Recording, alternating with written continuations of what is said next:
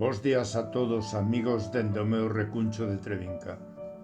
Hoxe correspóndeme a min a quenda diste espazo das madrugadas, polo que terei que poñerme voz a min mesmo nun artigo que teño a honra de ver publicado na nosa revista Nós, a xente do redor, que trata das aberracións que vivimos na actualidade neste mundo que semella tornarse tolo.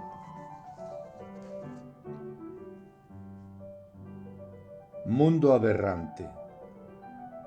Cando o universo decidiu, hai case 6 anos, que xa era suficiente ter disfrutado dela máis de 50 anos, e de esa forma tan inxusta e grotesca comenzou a arrebatarma, a miña desesperación foi tan enorme que foron moitas as ocasións neste último e tráxico lustro nas que polas miñas neuronas afectadas pola dor circulou a idea de poñer fin a este despropósito.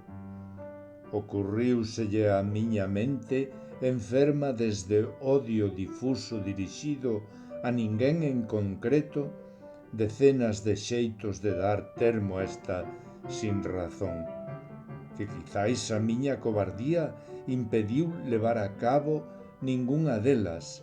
Non sei que é o mellor. Sei que non teño dereito a queixarme, pois son miles as persoas que sofren estas inxustizas ou outras semellantes, ou peores. Pero con dereito ou sin el, queixome e fago amargamente sempre durante toda a miña vida. Me queixei por todas as inxustizas que sofre a sociedade e sempre loitei por erradicalas, tratando de acadar unha sociedade xusta. Fracasei nos meus intentos, como seguramente fracasei queixándome por esta inxustiza que ela e eu estamos padecendo. Queridos amigos, continuade ca lectura, si queredes, deste relato que penso que en algún de os casos que plantexo coincidiremos en plenitude. Grazas a todos, amigos, por escoitarme.